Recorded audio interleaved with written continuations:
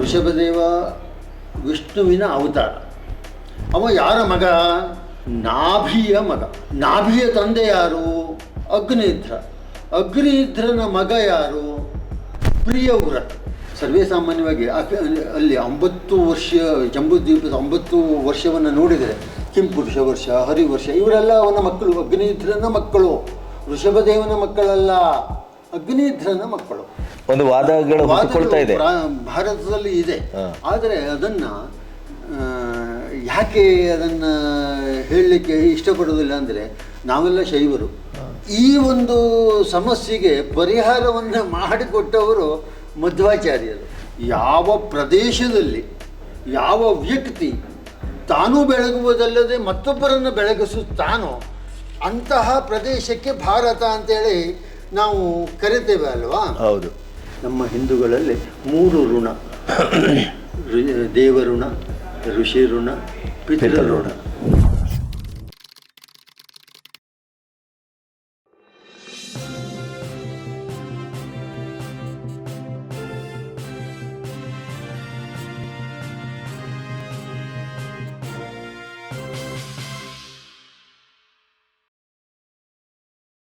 ನಮಸ್ತೆ, ಬಿ ಗಣಪತಿ ಚಾನಲ್ಗೆ ಸ್ವಾಗತ. ಇವತ್ತು ನಾವು ವಿಷ್ಣು ಭಟ್ರವರ ಮನೆಗೆ ಬಂದಿದ್ದೇವೆ.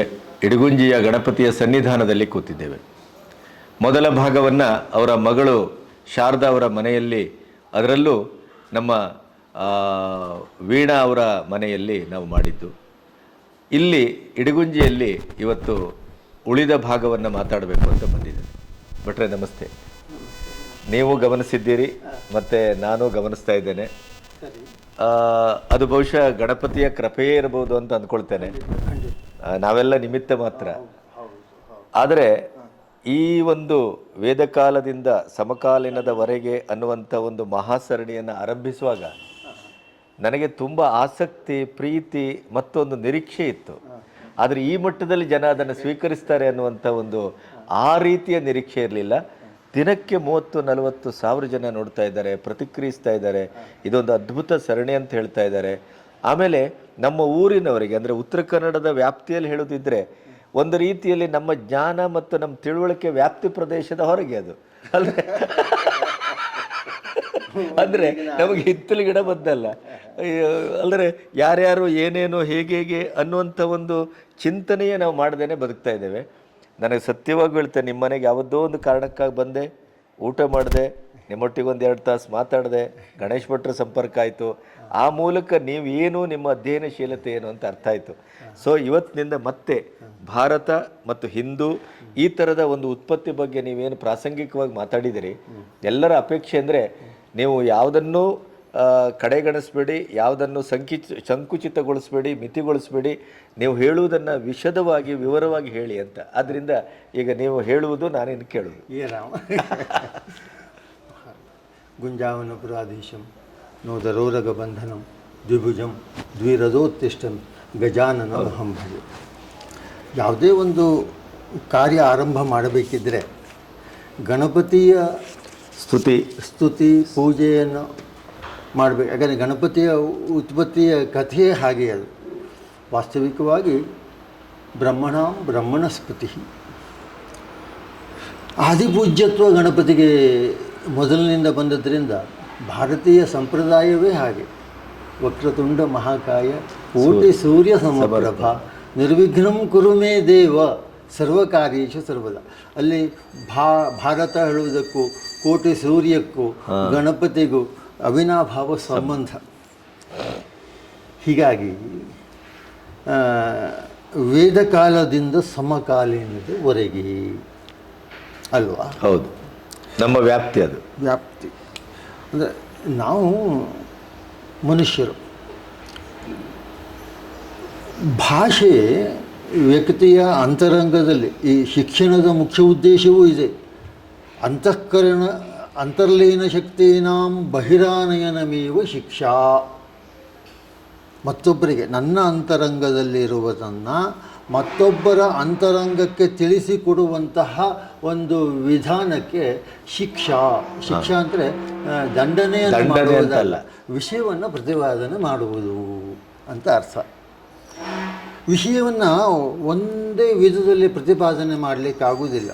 ಪ್ರತ್ಯಕ್ಷವಾಗಿದ್ದರೆ ಅದನ್ನು ತೋರಿಸಿಕೊಳ್ಳಲಿಕ್ಕೆ ಬರ್ತದೆ, ಅನುಮಾನವಿದ್ದರೆ, ಗುಣವಿದ್ದರೆ, ಶಬ್ದವಿದ್ದರೆ, ಹೀಗೆ ಪ್ರತ್ಯಕ್ಷ, ಅನುಮಾನ, ಶಬ್ದ, ಗುಣ, ಶಬ್ದ, ಹೀಗೆ ಪ್ರಾಚೀನರು ಅದನ್ನು ಹಾಕ್ಕೊಂಡು ನಡ್ಕೊಂಬಂದ್ಬಿಟ್ಟಿದ್ದಾರೆ.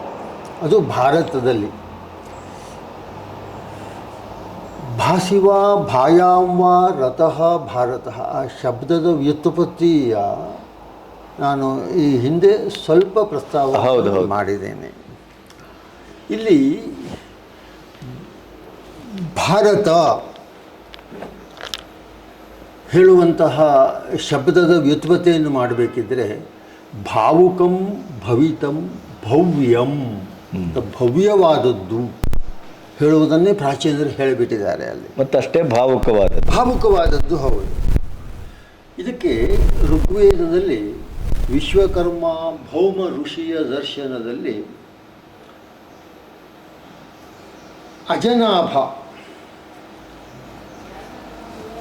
ಅಜನಾಭ ಹೇಳುವಂಥ ಹೆಸರಿತ್ತು. ಖಂಡಿತ ಈ ಪ್ರಾಚೀನದ ಕಾಲದಲ್ಲಿ ಆ ಹೆಸರನ್ನು ಪ್ರಾಚೀನರು ಹೇಳ್ಕೊಂಡು ಬಂದಿದ್ದಾರೆ. ಅಲ್ಲಿ ಆ ಮಂತ್ರದಲ್ಲಿ ಏನೇನು ಬರ್ತದೆ ಅಂದರೆ ಅಜಸ್ಯನಾಭ ವಧ್ಯೈಕಮರ್ಪಿತಂ ಅಂತ ಹೇಳಿ ವಿಶ್ವಕರ್ಮ ಭೌಮ ಋಷಿಯ ದರ್ಶನದಲ್ಲಿ ಬರ್ತದೆ. ಇದನ್ನೇ ವ್ಯಾಸರು ಪುರಾಣದಲ್ಲಿ, ಯಾಕೆಂದರೆ ವ್ಯಾಸರು 28ನೇ ವ್ಯಾಸರು, ಅವರು ಸಮಗ್ರವಾಗಿರುವಂತಹ ವೇದವನ್ನು ವಿಂಗಡಣೆ ಮಾಡಿದರು. ಋಕ್, ಯಜು, ಸಾಮ, ಅಥರ್ವ ಅಂತ ಹೇಳಿ ಅಂದರೆ ಅಖಂಡ ವೇದವನ್ನು ಅವರು ವಿಭಾಗ ಮಾಡಿದರು. ಇದು ಅರ್ಥವಾಗಲಿಲ್ಲ ಹೇಳುವ ಉದ್ದೇಶಕ್ಕೆ ಅದಕ್ಕೆ ಬ್ರಹ್ಮಸೂತ್ರ ಭಾಷ್ಯವನ್ನು ಬರೆದು ಅದು ಮತ್ತೆ ಸರಿಯಾಗಲಿಲ್ಲ ಅಂತ ಹೇಳಿ ಪುರಾಣಗಳ ರಚನೆಯನ್ನು ಮಾಡಿದರು. ಪುರಾಣಗಳ ರಚನೆಯಲ್ಲಿ 17 ಪುರಾಣವನ್ನೆಲ್ಲ ರಚನೆ ಮಾಡಿಕೊಂಡಿದ್ದಾರೆ ವ್ಯಾಸರು. ನಾನು ಲೋಕಕ್ಕೆ ಹೇಳದ್ದು ಸಾಕಾಗಲಿಲ್ಲ ಅಂತೇಳಿ ಅನಿಸ್ತದೆ. ಅವರು ನಾರದ್ರ ಹತ್ರ ಏನೋ ಒಂದು ಕೊರತೆ ಇದ್ದಂಗೆ ಕಾಣಿಸ್ತದೆ, ಏನು ಮಾಡಬೇಕು, ಇಲ್ಲ ನಾನು ಭಗವಂತನ ಸ್ತುತಿಯನ್ನು ಮಾಡೋದು ಸಾಕಾಗಲಿಲ್ಲ ಅಂತ ಹೇಳಿದರೆ ನಾರದರು ಮತ್ತು ಅವರಿಗೆ ಪ್ರೇರಣೆಯನ್ನು ಕೊಡ್ತಾರೆ, ಭಾಗವತವನ್ನು ರಚನೆ ಮಾಡ್ತಾರೆ. ಯಾರು? ವ್ಯಾಸರು. ಭಗವಂತನ ಸ್ತುತಿಗೆ ಭಾಗವತವನ್ನು ಯೋಚನೆ ನೋಡಿ. ವಿದ್ಯಾವತೆ ಭಾಗವತಾಂ ಪರೀಕ್ಷಾ, ವಿದ್ವಾಂಸರಿಗೆ ಭಾಗವತವೇ ಪರೀಕ್ಷೆ ಆಗ್ತದೆ ಅಂತ ಹೇಳಿ ಪ್ರಾಚೀನರು. ನಾವಲ್ಲ, ಅದರದ್ದು ಆತ್ಯಂತಿಕ ಗ್ರಂಥ ಅಲ್ಲ, ಅದು ಪರೀಕ್ಷೆಗೆ ಒಡ್ಡುವಂತಹ ಮತ್ತು ವಿಮರ್ಶೆಗೆ ಒಳಪಡುವಂತಹ ಗ್ರಂಥ ಭಾಗವತದಲ್ಲಿ ಅವರು ಆ ಮಂಗಲ ಶ್ಲೋಕವೇ ಬ್ರಹ್ಮಸೂತ್ರ ಭಾಷ್ಯದ ಮೊದಲನೆಯ ಪದದಿಂದ ಉತ್ಪತ್ತಿಯಾಗ್ತದೆ. ಭಾಗವತದ ಮಂಗಲ ಶ್ಲೋಕ ಗಾಯತ್ರಿಯನ್ನು ಬಹಳ ವಿಸ್ತಾರವಾಗಿದೆ. ಜನ್ಮಾದ್ಯಸ್ಯ ಯತೋನ್ವಯಾದಿತರತಃ ಶ್ಚಾರ್ತೆ ಶೋಭಿಜ್ಞಸ್ವರಾಟ್ ತೇನೇ ಬ್ರಹ್ಮ ಹೃದಯ ಆದಿಕವಯೇ ಮುಖ್ಯಂತಿ ಯತ್ ಸೂರ್ಯಃ ತೇಜೋ ವಾರಿಮೃದ ಯಥಾ ವಿನಿಮಯೋ ಯತ್ರ ತ್ರಿಸರ್ಗೋ ಮೃಷಾ ಧಾಮ್ನಾ ಸ್ವೇನ ಸದಾ ನಿರಸ್ತಕುಹಕಂ ಸತ್ಯಂ ಪರಂ ಧೀಮಹಿ. ಇಲ್ಲಿ ನಾನು ಇದನ್ನು ಯಾಕೆ ಹೇಳಿದೆ ಅಂದರೆ ಭಾಗವತದ 5ನೇ ಅಧ್ಯಾಯದಲ್ಲಿ, ಭಾಗವತದ 5ನೇ ಅಧ್ಯಾಯದ 3ನೇ ಶ್ಲೋಕದಲ್ಲಿ ಇದರ ಉಲ್ಲೇಖ, ಅಜನಾಭನ ಉಲ್ಲೇಖ ಬರ್ತದೆ. ಅಜನಾಭ ಹೇಳಿ ಯಾಕೆ ಬಂತು ಹೇಳೋ ಬಗ್ಗೆ ಅಲ್ಲಿ ಬರ್ತದೆ. ವರ್ಷ ಹೇಳೋದ್ರ ಬಗ್ಗೆ ಅಲ್ಲೊಂದು ಆಧಾರವನ್ನು ಅವರು ಭಾಗವತದಲ್ಲಿ ಋಷಭದೇವನ ವಿಚಾರಾದಿಗಳು ವಿಸ್ತಾರವಾಗಿ ಕೊಟ್ಟಿದ್ದಾರೆ. ಋಷಭದೇವ ವಿಷ್ಣುವಿನ ಅವತಾರ. ಅವ ಯಾರ ಮಗ? ನಾಭಿಯ ಮಗ. ನಾಭಿಯ ತಂದೆ ಯಾರು? ಅಗ್ನಿಧ್ರ. ಅಗ್ನಿಧ್ರನ ಮಗ ಯಾರು? ಪ್ರಿಯವ್ರತ. 5ನೇ ಸ್ಕಂದದಲ್ಲಿ ಪ್ರಿಯವ್ರತ ಚರಿತ್ರೆ ಅಂತ ಹೇಳಿ ಭಾಗವತದಲ್ಲಿ ಬರ್ತದೆ. ಅದರಲ್ಲಿ ಪ್ರಿಯವ್ರತನ ವಿಚಾರಾದಿಗಳು ಬಂದು ಅಗ್ನಿಧ್ರನ 9 ಮಕ್ಕಳಿಗೆ ಜಂಬೂ ದ್ವೀಪವನ್ನು ವಿಭಾಗ ಮಾಡಿ ಕೊಡ್ತಾನೆ. ಜಂಬೂ ದ್ವೀಪದ ಬೇಕಾದ್ರೆ ನಾವು ನಕ್ಷೆಯನ್ನು ತೋರಿಸ್ಬೋದು. ನಕ್ಷೆಯನ್ನು ನೋಡಿದ್ರೆ ಗೊತ್ತಾಗ್ತದೆ. ಆ ನಕ್ಷೆಯಲ್ಲಿ ಅಥವಾ ಆ ಜಂಬೂ ದ್ವೀಪದಲ್ಲಿ ನಾಭಿಗೆ ಈ ಪ್ರದೇಶ ಬರ್ತದೆ. ಭಾಸಿವಾ ಭಾಯಾಂಬ ರಥ ಹೇಳುವಂಥ ಪದ ಬರ್ತದೆ. ನಾಭಿ ಕಿಂಪುರುಷ, ನಾಭಿ, ಕೇತುಮಾಲ, ಹರಿ, ಹೀಗೆ 9 ಮಂದಿ ಮಕ್ಕಳು. ಅವರಿಗೆ ಜಂಬೂ ದ್ವೀಪವನ್ನೇ ವಿಭಾಗ ಮಾಡಿಕೊಟ್ಟು. ನೋಡಿ, ಇಲ್ಲಿ ಸಮಸ್ತ ಭೂಮಂಡಲವನ್ನು ಸೃಷ್ಟಿ ಮಾಡಿದವ ಬ್ರಹ್ಮ. ನಾವೇನು ವಿಷ್ಣೋರಾಜ್ಞೆಯ ಪ್ರವರ್ತಮಾನಸ್ಯ ಆದ್ಯ ಬ್ರಹ್ಮಣಃ ದ್ವಿತೀಯ ಪರಾರ್ಧೆ ಶ್ರೀಹರೇಃ ಶ್ವೇತವರಾಹಕಲ್ಪೆ ವೈವಸ್ವತಮನ್ವಂತರೆ ಕಲಿಯುಗೆ ಪ್ರಥಮ ಪಾದೆ ಜಂಬೂದ್ವೀಪೆ ಭರತಖಂಡೆ ಭಾರತವರ್ಷೆ ಮಹಾಮೇರೋಹ ಶುಭ ದಕ್ಷಿಣೆ ತೀರೆ ಗೋಕರ್ಣ ಮಂಡಲೆ ಏನು ನಾವು ಸಂಕಲ್ಪ ಮಾಡಬೇಕಿದ್ರೆ ಏನು ಹೇಳ್ತೇವಲ್ಲ ನೋಡಿ, ಆ ಪ್ರಾಚೀನ ಕಲ್ಪನೆ ಎಷ್ಟು ಬುಡದಿಂದ ಬರ್ತದೆ ಅಂದರೆ ಆದ್ಯ ಬ್ರಹ್ಮಣ ಅರ್ಥಾತ್ ವಿಷ್ಣುವಿನ ನಾಭಿಕಮಲದಿಂದ ಉತ್ಪತ್ತಿಯಾದಂತಹ ಬ್ರಹ್ಮಣ. ಇಲ್ಲಿ ಬಹಳಷ್ಟು ವಿಚಾರಗಳಿವೆ. ಏಕೆಂದರೆ ಬ್ರಹ್ಮನ ಒಂದು ದಿವಸಕ್ಕೆ ಆ ಕಾಲಮಾನಗಳೆಲ್ಲ ಕಲ್ಪ, ಮನ್ವಂತರ ಈಗ ವೈವಸ್ವತ ಮನ್ವಂತರೆ ಅಂತ ಹೇಳಿ ಕರೆಕ್ಟ್. ಹೀಗೆ ಒಂದೊಂದು ಮನ್ವಂತರೆಗಳಿಗೆ ಇವನ್ನೆಲ್ಲವ ನಾವು ಹೆಚ್ಚಿನ ಪಕ್ಷವ ಆ ಗಣಪತಿ ಆ ಪ್ರೇರಣೆಯನ್ನು ಕೊಟ್ಟರೆ, ಇಡಗುಂಜಿ ಗಣಪತಿ ಅನುಗ್ರಹ ಆದರೆ ಅದು ಆ ಗಣಪತಿಗೆ ನನ್ನ ಮೂಲಕವಾಗಿಯೇ ಈ ರೀತಿಯಾದ ವಿಚಾರಗಳು ತಿಳಿಯಬೇಕು ಹೇಳುವಂಥದ್ದು ಭಗವಂತನ ಇಚ್ಛೆಯಾದರೆ ಆ ಗಣಪತಿ ನನಗೆ ಶಕ್ತಿಯನ್ನು ಪ್ರೇರಣೆಯನ್ನು ಕೊಟ್ಟರೆ ಅದನ್ನು ವಿವರಿಸ್ತಾ ಹೋಗ್ಬೋದು. ಹೀಗೆ ಅಲ್ಲಿ ಈ ಭರತ ವರ್ಷ ಅಂತೇಳಿ ಬಂತಲ್ವ, ಈ ಅಗ್ನಿಧ್ರನ ಮಗನಾದ ನಾಭಿಗೆ ಹೋಯಿತು. ಈಗ ನೋಡಿ, ನಾನು ನಿಮ್ಮ ಹತ್ರ ಕೇಳ್ತೇನೆ, ಇದು ಯಾರ ಮನೆ ಕೇಳಿದ್ರೆ ನೀವೇನು ಹೇಳ್ತೀರಿ? ವಿಷ್ಣು ಭಟ್ರ ಮನೆ ಅಂತೇಳಿ ಹೇಳ್ತೇವೆ ಅಲ್ವಾ. ಹಾಗೆ ನಾಭಿಯ ಪಾಲಿಗೆ ಹೆಚ್ಚು ಅಂದರೆ ಭಟ್ರ ಹಿರಿಯ ಮಗನ ಮನೆ ಹೀಗೆ ಬರ್ತದೆ. ಹಾಗೆ ವ್ಯಪದೇಶವಾಯಿತು. ಪ್ರಿಯವ್ರತ ಅಥವಾ ಜಂಬೂದ್ವೀಪದ ಒಡೆಯ ಯಾರು ಕೇಳಿದ್ರೆ ಅಗ್ನಿಧ್ರ. ಅದು ಜಂಬೂದ್ವೀಪದವನ್ನು 9 ಮಕ್ಕಳಿಗೆ ಪಾಲು ಮಾಡಿಕೊಟ್ಟ ಮೇಲೆ ಈ ಪ್ರದೇಶಕ್ಕೆ ಒಡೆಯ ಯಾರಪ್ಪ? ನಾಭಿಯನ್ನು ಗುರುತಿಸುವುದಕ್ಕಾಗಿ ಅಜನಾಭ ಅಂತ ಹೇಳಿ ಹೆಸರನ್ನು ಇಟ್ಕೊಂಡ್ರು. ಅವರು ಪಾಲಿಗೆ ಹೋದದ್ದು ಅವ ಇರುವಲ್ಲಿವರೆಗೆ ಅಲ್ಲಿ ಸರ್ವೇ ಸಾಮಾನ್ಯವಾಗಿ ಅಲ್ಲಿ 9 ವರ್ಷ ಜಂಬೂದ್ವೀಪದ 9 ವರ್ಷವನ್ನು ನೋಡಿದರೆ ಕಿಂಪುರುಷ ವರ್ಷ, ಹರಿವರ್ಷ ಇವರೆಲ್ಲ ಅವನ ಮಕ್ಕಳು, ಅಗ್ನಿಧ್ರನ ಮಕ್ಕಳು, ಋಷಭದೇವನ ಮಕ್ಕಳಲ್ಲ, ಅಗ್ನಿಧ್ರನ ಮಕ್ಕಳು. ಇದು ನಾಭಿಯ ಪಾಲಿಗೆ ಹೋದವಾಗ ಈಗ ಅದರ ವಿವರಗಳು ಭಾಗವತದಲ್ಲಿ ಇದೆ. ಇಲ್ಲಿ ನಾಭಿಯನ್ನು ನಾವು ಫೋಕಸ್ ಮಾಡಬೇಕಾಗ್ತದೆ. ನಾಭಿಯ ಮಗನೇ ಋಷಭದೇವ.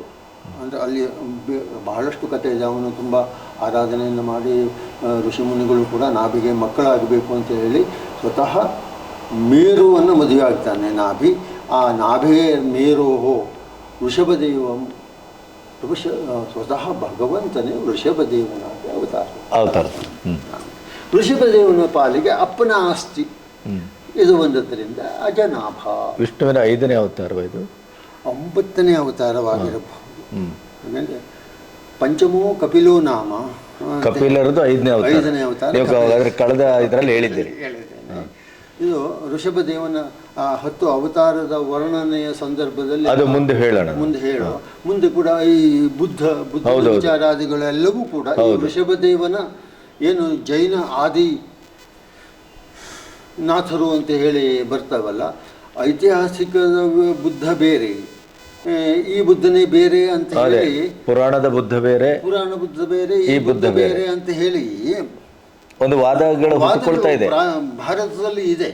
ಆದರೆ ಅದನ್ನ ಯಾಕೆ ಅದನ್ನ ಹೇಳಲಿಕ್ಕೆ ಇಷ್ಟಪಡೋದಿಲ್ಲ ಅಂದರೆ ನಾವೆಲ್ಲ ಶೈವರು.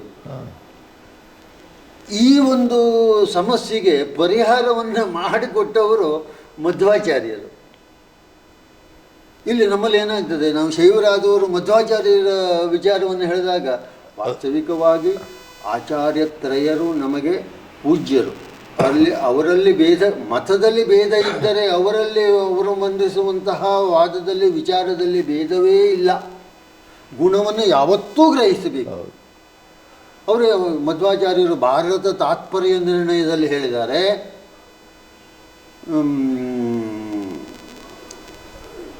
ಅವರು ಬುದ್ಧನ ತಂದೆ ಶುದ್ಧೋದನೇತ್ಯೇವ ಹೇಳಿ ಅವರು ಪರಿಹಾರವನ್ನು ಕೊಟ್ಟಿದ್ದಾರೆ. ಯಾರು? ಮಧ್ವಾಚಾರ್ಯ.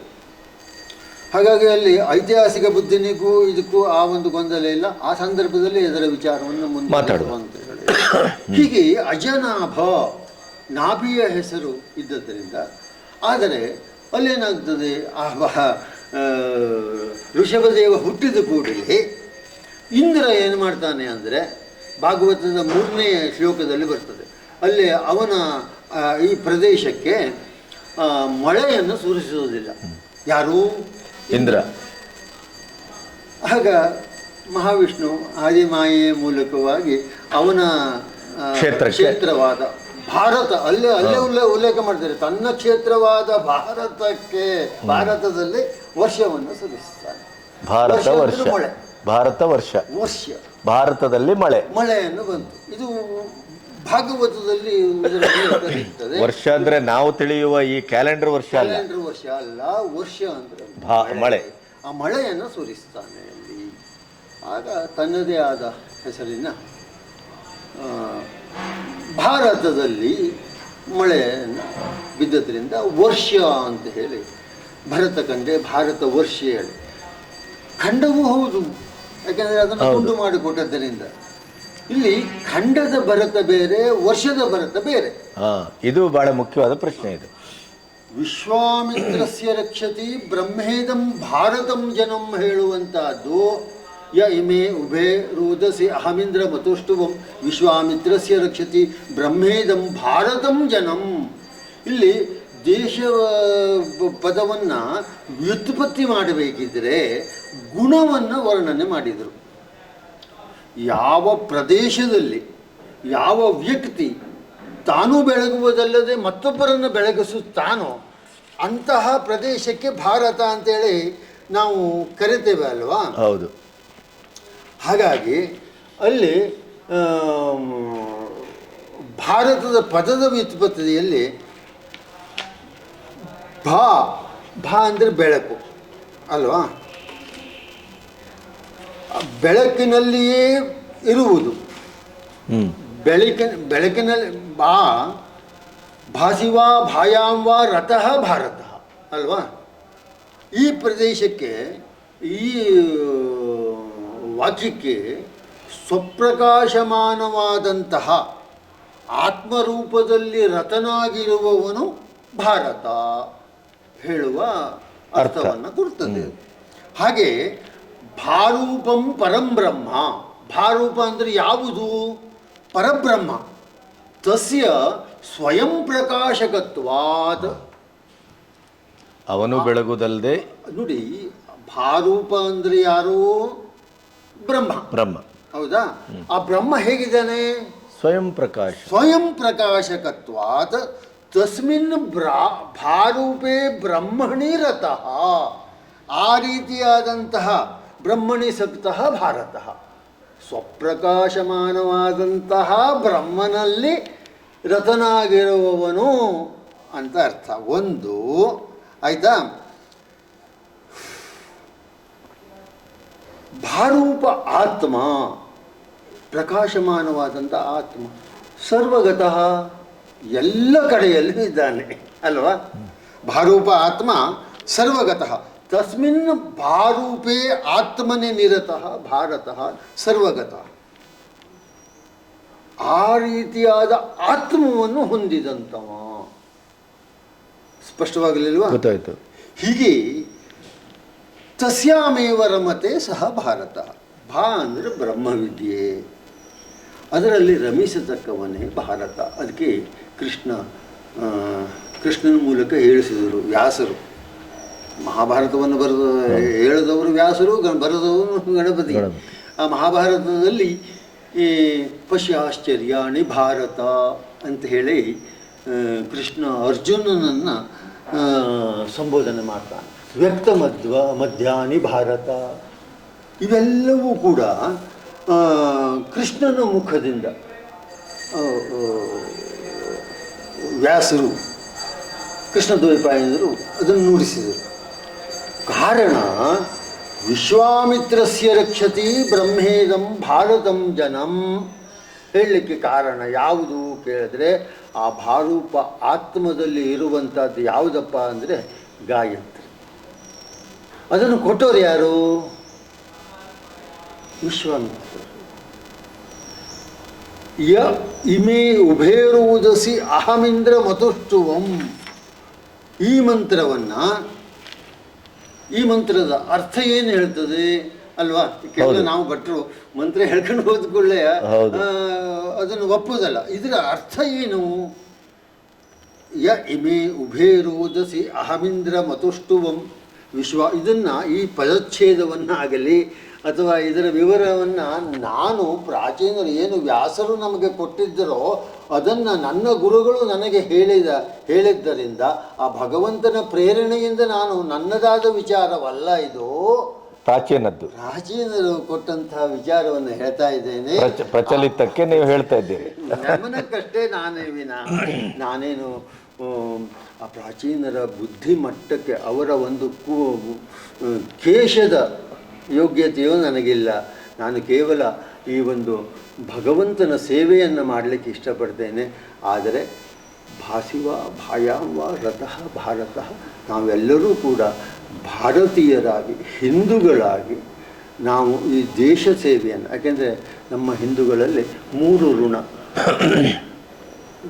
ದೇವಋಣ, ಋಷಿ ಋಣ, ಪಿತೃಋಣ. ವ್ಯಕ್ತಿಯಾದವನು ಪಿತೃಋಣವನ್ನು ನೋಡಿ, ನಮಗೆ ಈ ಲೋಕದಲ್ಲಿ ಯಾರಾದರೂ ನಮಗೆ ಉಪಕಾರ ಮಾಡಿದ್ರೆ ನಾವು ಸಾಯುವಲ್ಲಿವರೆಗೂ ನಾವು ಅವರ ನೆನಪಿಟ್ಕೊಳ್ತೇವೆ ಅಲ್ವಾ? ಆದರೆ ಈ ಲೋಕಕ್ಕೆ ಈ ದೇಹವನ್ನು ಕೊಟ್ಟವರೇ ಪಿತೃಗಳು. ಹೌದು. ನಾವು ಅವ್ರ ನೆನಪಿಟ್ಕೊಳ್ಬೇಕೋ ಬೇಡವಾ? ಇಟ್ಕೊಳ್ಬೇಕಾಗ್ತದಲ್ವಾ? ಆದರೆ ಈಗಿನ ಪ್ರವೃತ್ತಿ ಹಾಗಿಲ್ಲ. ಅಜ್ಜನ ಹೆಸರು ಕೇಳಿದ್ರೆ ನಾವು ದೇವೇಂದ್ರ ಹೇಳುವಂಥ ಹೆಸರು ಸ್ಥಿತಿಗೆ ಬಂದುಬಿಟ್ಟಿದ್ದೇವೆ ಈಗ. ಅಂದರೆ ಅಷ್ಟು ಮುಂದುವರೆದು ಬಿಟ್ಟಿದ್ದೇವೆ. ಹೌದು ಹೌದು. ಕಲಿಯ ಪ್ರಭಾವ. ನಾವು ನಮ್ಮ 3 ತಲೆಗಳಿಗೆ ನೆನಪೇ ನಮಗೆ ಇರುವುದಿಲ್ಲ. ಅದಕ್ಕಾಗಿ ಇಷ್ಟನ್ನಾದರೂ ನಾವು ಸಮಾಜಕ್ಕೆ ಗೊತ್ತಿದ್ದು ಹೇಳದೆ ಹೋದರೆ ಆತ್ಮವಂಚನೆ. ಹೌದು ಹೌದು. ಯಾಕಂದರೆ ನೀವು ಇಲ್ಲಿವರೆಗೆ ಹೇಳುವಲ್ಲಿವರೆಗೂ ಭಾರತ ಅನ್ನೋದು ನಮ್ಮ ತಿಳುವಳಿಕೆಯಲ್ಲಿ ಬಹಳ ಬೇರೆ ಥರದ ಅಲ್ಪ ತಿಳುವಳಿಕೆ ಇತ್ತು. ಭರತನಿಂದ ಭಾರತ ಅಂತ. ಆದರೆ ಯಾವ ಭರತ? ಅದು ಗೊಂದಲ. ಅದನ್ನು ನಿವಾರಣೆಯನ್ನು, ಯಾಕೆಂದರೆ ನಾವು ಗೊಂದಲವನ್ನು ಮಾಡಿಕೊಳ್ಳೋದು ನಾವೇ, ಅದನ್ನು ನಿವಾರಿಸಬೇಕು. ಅದನ್ನು ಯಥಾರ್ಥ ಜ್ಞಾನವನ್ನು ನಾವು ಕೊಡಬೇಕು.